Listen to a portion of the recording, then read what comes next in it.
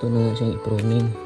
Pantangtangon na to ang existing nga mga dahon kay aron mapokus siya og mapokus ang iyang nutrients pataas. Kay kusog man nimo consume og nutrients ni kaning mga dahon nga exist niya nga kani siya. Panangtangon ni nato para na ay dali ra mo dako ang atong talong.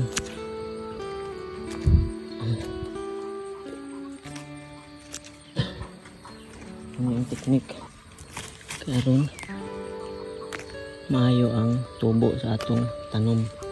Kinahanglan nato i-pruning ni siya, diba? Siya ito na siya na pruning. So thank you so much guys for watching.